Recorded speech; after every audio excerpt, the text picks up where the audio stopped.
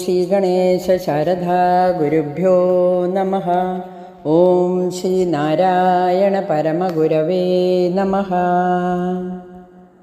നമ്മുടെ ഇന്നത്തെ സത്സംഗ് വേദിയിലെ എല്ലാ സുഹൃത്തുക്കൾക്കും നമസ്കാരം. നമുക്കിന്ന് ശ്രീ നാരായണ ഗുരുദേവൻ്റെ ആത്മോപദേശ ശതകം എന്ന ദാർശനിക കൃതിയിലെ 74ാമത് ശ്ലോകമാണ് പരിചയപ്പെടേണ്ടത്. ശ്ലോകം ഒന്ന് വായിക്കാം. പൊടിയൊരു ഭൂവിൽ അസംഖ്യം അപ്പൊടികൾ ഉൾപ്പെടുമൊരു ഭൂവിധി ഇതിനില്ല ഭിന്നഭാവം. ജഡമരുന്നതുപോലെ ചിത്തിലും ചിത്തുടലിലും ഇങ്ങിതിഞ്ഞാലിധോർക്കിലേഖം. പൊടിയൊരു ഭൂവിൽ അസംഖ്യം പൊടിക്കുൾപ്പെടുമൊരു ഭൂ ഇതിനില്ല ഭിന്നഭാവം. ജഡം അമരുന്നതുപോലെ ചിത്തിലും ചിത്തുടലിലും ഇങ്ങിതിഞ്ഞാൽ ഇതോർക്കിൽ ഏകം. നമുക്കിതിനെ ഒന്ന് വിശദമായി പഠിക്കാം. സാരം പറയാം. ഭൂമിയിൽ അനേകം പൊടികളുണ്ട്. ഓരോ പൊടിയിലും ഭൂമിയുടെ അംശമുണ്ട്. ഇത് എല്ലാറ്റിലും ഒരുപോലെയാണ്. അതുപോലെ ജഡവസ്തുക്കളിൽ ആത്മാവും ആത്മാവിൽ ജഡവസ്തുക്കളും അടങ്ങിയിരിക്കുന്നു. ഇങ്ങനെ അറിയുമ്പോൾ ആത്മാവും ജഡവും രണ്ടല്ല, ആലോചിച്ചു നോക്കിയാൽ അത് ഒന്നാണ്. ആത്മാവും ജഡവും രണ്ടല്ല, ആലോചിച്ചു നോക്കിയാൽ അത് ഒന്നാണ്. ഇതിനെ നമുക്കൊന്ന് വിശദമായി പഠിക്കാം. പൊടിയൊരു ഭൂവിൽ അസംഖ്യം പൊടികൾക്കുൾപ്പെടുമൊരു ഭൂ. പൊടിയൊരു ഭൂവിൽ അസംഖ്യം. ഭൂമിയിൽ അനേകം പൊടിയുണ്ട്. പൊടിക്കുൾപ്പെടുമൊരു ഭൂ. ഓരോ പൊടിയിലും ഭൂമിയുടെ അംശമുണ്ട്. ഒരു സ്ഥലത്തെ മണ്ണെടുക്കാം. മണ്ണിൻ്റെ ധൂളികളാണ് പൊടികൾ. ഒരു സ്ക്വയർ ഫീറ്റ് ഭൂമിയെ എടുക്കാം. അവിടെ അസംഖ്യം പൊടികൾ ചേർന്നാണ് ഒരു ഭൂപ്രദേശം ഉണ്ടായത്. ഭൂമി ഉണ്ടായത് അസംഖ്യം പൊടികൾ കൊണ്ടാണ്. ഈ അസംഖ്യം പൊടികളിലും ഭൂമിയുടെ എല്ലാ സ്വഭാവവും ഉൾപ്പെടുന്നു. നാം ചെടി നടുന്നതിന് മുമ്പേ മണ്ണ് പരിശോധിക്കുന്നു. മണ്ണിൻ്റെ pH വാല്യൂ നോക്കുന്നു. ഒരു പ്രദേശത്തെ മണ്ണിൻ്റെ സ്വഭാവം എന്തെന്നാൽ ആ മണ്ണ് ഉൾക്കൊള്ളുന്ന പൊടികളുടെ പൊതു സ്വഭാവമാണ് അവിടുത്തെ മണ്ണിൻ്റെ സ്വഭാവം. ആ പൊടിയുടെ സ്വഭാവം ഒന്നു തന്നെയായിരിക്കും. ഓരോ പ്രത്യേക സ്ഥലത്തിലും മണ്ണിൻ്റെ സ്വഭാവം വ്യത്യാസമാണെങ്കിലും ഒരു പ്രത്യേക സ്ഥലത്തിൻ്റെ മണ്ണിൻ്റെ പൊടികളുടെ സ്വഭാവം ഒന്നായിരിക്കും. ഇനി പൊടിയൊരു ഭൂവിൽ അസംഖ്യം പൊടികൾക്കുൾപ്പെടും ഒരു ഭൂവിധിയില്ല ഭിന്നഭാവം. പലതും ചേർന്നാണ് ഒന്നുണ്ടായിരിക്കുന്നത്. പലതിനും എന്ത് സ്വഭാവമാണോ ഉള്ളത് ആ സ്വഭാവം മാത്രമാണ്. അതൊക്കെ ചേർന്ന് ഒന്നിനുണ്ടാവുകയുള്ളൂ. അതിന് ഭിന്നഭേദമില്ല. പല സാധനങ്ങളും ചേർത്തിയിട്ടാണ് ഒരു കറി ഉണ്ടാക്കുന്നതെന്ന് വിചാരിക്കുക. ആ കറിയുടെ ഏതൊരു തുള്ളിക്കും ഒരേ രസമാണ് ഉണ്ടാവുക. ഏത് ഭാഗം എടുത്ത് രുചിച്ചാലും ഒരേ രസമാണ് കിട്ടുക. ചില ഭാഗത്ത് കൂടുതൽ രസമോ ചില ഭാഗത്ത് കുറവ് രസമോ ഉണ്ടാവില്ല. ഇതുപോലെ കടലിലെ ജലമെടുക്കാം. അതിലെ ഒരു തുള്ളിയുടെ രസമായിരിക്കും കടലിലെ മുഴുവൻ ജലത്തിൻ്റെയും രസം.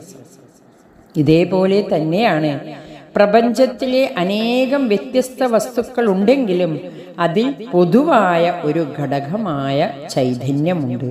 ആ ചൈതന്യമാണ് വ്യത്യസ്ത വസ്തുക്കളെ ചലിപ്പിക്കുന്നത്. അനേകതയിലും ഏകത്വമായ ചൈതന്യമുണ്ടെന്ന് കണ്ടെത്തുന്ന സത്യശാസ്ത്രമാണ് ആത്മീയത. ഒരിക്കൽ നടരാജ ഗുരു ശാസ്ത്രം പഠിച്ച നടരാജ ഗുരുവിനോട് ചോദിച്ചു, നിങ്ങൾ എങ്ങനെയാണ് ജീവജാലങ്ങളെ വർഗീകരിക്കുന്നത്? നടരാജ ഗുരു പറഞ്ഞു, ചെടിയുടെ ഉദാഹരണം എടുക്കാം. ഒരേപോലെയുള്ള വേര്, തണ്ട്, ഇല, പൂവ് ഇവയൊക്കെ നോക്കി പൊതു സ്വഭാവം നോക്കിയാണ് നാം ജീവജാലങ്ങളെ തരംതിരിക്കുന്നത്. നാം അന്വേഷിക്കേണ്ടത് ഈ വ്യത്യസ്തകളിലെല്ലാം പൊതുവായ ഘടകമേതെന്ന് എന്നതാണ്. ശരീരമെടുക്കാം. വ്യത്യസ്ത സ്വഭാവമുള്ള അവയവങ്ങൾ ചേർന്നാണ് മനുഷ്യ ശരീരം. എന്നാൽ വ്യത്യസ്ത അവയവങ്ങളിലൂടെ ഒഴുകുന്നത് ഒരേ ഗ്രൂപ്പിലുള്ള രക്തമാണ്. അനേകതയിൽ പൊതുവായ ഒരു ഘടകമുണ്ട്. ആ ചൈതന്യമാണ് അനേകതയെ പ്രവർത്തിപ്പിക്കുന്നത്. ഇതാണ് ആത്മീയത. പ്രപഞ്ചത്തിലെ ഓരോന്നിനെ വർഗീകരിച്ച് പഠിക്കുന്നത് പഞ്ചഭൂത സംഘാതമായ ഭൗതികശാസ്ത്രം. ഭൗതികശാസ്ത്രം പുറത്തേക്ക് നോക്കി പഠിപ്പിക്കുന്നു. ആത്മീയതയിൽ പുറമേയുള്ള അനേകതയിൽ ഏകമായതിനെ അന്വേഷിക്കുന്നു. അഘമുഖമായ അറിവാണ് ആത്മീയത. ബാഹ്യപ്രപഞ്ചത്തെ പോലെ ആന്തരിക പ്രപഞ്ചമുണ്ട്. എന്നാൽ നാം ആന്തരിക പ്രപഞ്ചത്തെ അറിയുന്നില്ല. അപരിചിതമായ ലോകമാണ് നമുക്ക് ഉൾപ്രപഞ്ചം. അതിന് കണ്ണുകൾ 5 ഉള്ളടക്കി നിരന്തരമായ പ്രയത്നം കൊണ്ട് നമുക്ക് ഉൾപ്രപഞ്ചത്തെ അറിയാം. ഉൾപ്രപഞ്ചത്തെ വികസിപ്പിച്ച് വ്യാപ്തി കൂട്ടുക. ഉൾപ്രപഞ്ചത്തിന് പരിമിതിയില്ല. ഉൾപ്രപഞ്ചത്തിൽ നിന്നുള്ള അന്വേഷണത്തിലാണ് നമുക്ക് ഏകത്വം തിരിച്ചറിയുന്നത്.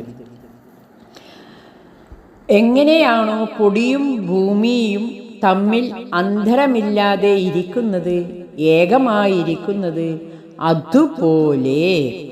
അതുപോലെ ജഡം അമരുന്നത് പോലെ ചിത്തിലും ചിത്തുടലിലും ഇങ്ങിതിനാൽ ഇതിലോർക്കിലേഖം.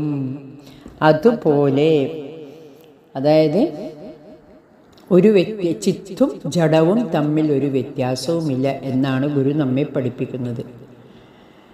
എങ്ങനെയാണോ പൊടിയും ഭൂമിയും തമ്മിൽ അന്തരമില്ലാതെ ഇരിക്കുന്നത്, ഏകമായിരിക്കുന്നത്, അതുപോലെ ചിത്തും ജഡവും തമ്മിൽ ഒരു വ്യത്യാസവുമില്ല എന്ന് ഗുരു നമ്മെ പഠിപ്പിക്കുന്നു. ജഡമായ ശരീരത്തെ ഗുരു ഉയർത്തുന്നു. ആത്മാവിന് പ്രവർത്തിക്കണമെങ്കിൽ ശരീരം വേണ്ടേ? ആത്മാവും ജഡവും തമ്മിലുള്ള ബന്ധം സ്ഥാപിക്കുകയാണ് ഗുരു ഇവിടെ. ജഡമമരുന്നതുപോലെ ചിത്തിലും ചിത്തുടലിലും ഇങ്ങിതിനാൽ ഇതോർക്കിലേകം. എങ്ങനെയാണോ പൊടിയും ഭൂമിയും ഏകമായിരിക്കുന്നത്, അതുപോലെ ചിത്തും ജഡവും ഏകമാണെന്ന് ഗുരു ഉപദേശിക്കുന്നു. നമ്മുടെ ഒരു ധാരണയുണ്ട്, ശരീരം ജഡമാണ്, ഇതിന് പ്രസക്തിയില്ല എന്ന്. എന്നാൽ ഗുരു പറയുന്നു, ശരീരമുണ്ടെങ്കിലല്ലേ ആത്മാവിന് പ്രവർത്തിക്കാൻ പറ്റൂ. ഭഗവാന്റെ ഇച്ഛ പോലെ നടക്കും എന്ന് പറഞ്ഞാലും അതുപോലെ പ്രവർത്തിക്കാൻ നമ്മുടെ ശരീരം വേണം. ശരീരമില്ലാതെ പ്രവർത്തിക്കാൻ പറ്റില്ല. ഭഗവാന്റെ ഇച്ഛ പോലെ നമ്മളിലൂടെ നടക്കും.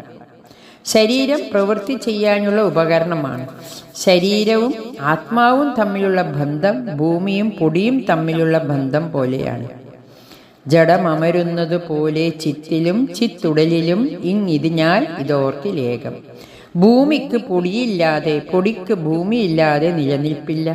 അതുപോലെ ജഡം ചിത്തിൽ അമരുന്നു, ചിത്ത് ജഡത്തിലും അമരുന്നു. ജഡവും ചിത്തും തമ്മിലുള്ള ബന്ധം മനസ്സിലാക്കിയാൽ എങ്ങനെയാണ് നാം ജഡത്തെ ചിത്തിൽ നിന്ന് മാറ്റാൻ പറ്റുക? നമുക്കെങ്ങനെ? രണ്ടും ഒന്നു തന്നെ. നല്ലൊരു ഉദാഹരണത്തിലൂടെ ഗുരു നമുക്കിതിനെ മനസ്സിലാക്കി തരികയാണ്. നമ്മുടെ ശരീരവും ആത്മാവും ഒന്നു തന്നെ. ഇത് രണ്ടും പൂരകമായി പ്രവർത്തിക്കുന്നു. നമ്മുടെ ജീവിതത്തിൽ പ്രതിസന്ധികൾ ഉണ്ടാകുമ്പോൾ, ബുദ്ധിമുട്ടുണ്ടാകുമ്പോൾ നാം കൃത്യമായി ആലോചിച്ച് ബുദ്ധിയും മനസ്സും ഏകോപിപ്പിച്ച് നാം ഏകാഗ്രമായി ചിന്തിച്ച് അതായിരുന്നു പ്രവർത്തിച്ചാൽ എല്ലാ ബുദ്ധിമുട്ടിനെയും തരണം ചെയ്യാൻ സാധിക്കും. തന്നിൽ നിന്ന് അന്യമായ ചൈതന്യമില്ല. നമുക്ക് പരിചിതമായ ശബ്ദമാണ് ദൈവം. ദൈവവും നമ്മളും തമ്മിലുള്ള ബന്ധം. നമ്മളിൽ നിന്ന് വേറിട്ടൊരു ദൈവമില്ല, ദൈവത്തിൽ നിന്ന് വേറിട്ട് ഞാനുമില്ല. നാം രണ്ടും പരസ്പര ബന്ധിതമാണ്, ദൈവവും മനുഷ്യരും. പ്രപഞ്ചത്തിലെ സർവ്വ വസ്തുക്കളിലും ദൈവം കുടികൊള്ളുന്നു. പക്ഷെ മനുഷ്യർക്ക് മാത്രമേ ഇത് മനസ്സിലാകൂ. അറിവിനെ വിട്ടത ഞാനില്ല, എന്നെ വിട്ട് ദൈവവുമില്ല. നമ്മുടെ പ്രശ്നങ്ങൾക്കെല്ലാം പരിഹാരം എന്നിൽ നിന്ന് തന്നെ. തന്നിൽ നിന്ന് അന്യമായ ഒരു ഈശ്വരനില്ല. തന്നിൽ കുടികൊള്ളുന്ന ഒരു ഈശ്വരനെ അന്വേഷിച്ച് തിരിച്ചറിഞ്ഞ് ശക്തി വർദ്ധിപ്പിച്ചാൽ എല്ലാ പ്രതിബന്ധങ്ങളെയും നമുക്ക് തരണം ചെയ്യാം. അതിന് ഈ അറിവ് സഹായകമാണ്. ഇത് പറയുന്നതിലൂടെ എൻ്റെ ബോധം കൂടുതൽ ശക്തി പ്രാപിക്കുന്നു. എൻ്റെ ബുദ്ധിമുട്ടുകളെ തരണം ചെയ്യാൻ എന്നെ പ്രാപ്തരാക്കുന്നു. ആത്മോപദേശ ശതകത്തിലെ ഉദ്ബോധനങ്ങൾ ജീവിതത്തിൽ ഉൾക്കൊള്ളാനും അത് ജീവിത സന്ധാരണത്തിന് ഉപകരിക്കുന്നു. തന്നിൽ നിന്ന് വേറിട്ട ഒരു ഈശ്വരനില്ല, ജഡത്തിൽ നിന്ന് വേറിട്ട ചിത്തമില്ല, ചിത്തത്തിൽ നിന്ന് വേറിട്ട ജഡവുമില്ല.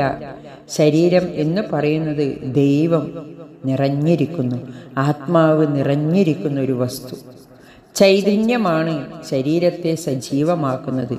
ഇത് തിരിച്ചറിഞ്ഞ് ആത്മാവിനെ ബോധ്യപ്പെട്ട് ആത്മശക്തിയെ പിൻപറ്റി നാം കഴിയണം. ദൈവം തന്നിൽ നിന്ന് അന്യമല്ല എന്നൊരു വലിയ അറിവ് സ്വീകരിക്കാൻ നാം പ്രാപ്തരാക്കണം. അതിന് ഗുരുകൃപ ഉണ്ടാവട്ടെ. ഹരി ഓം നമഃ ശിവായ.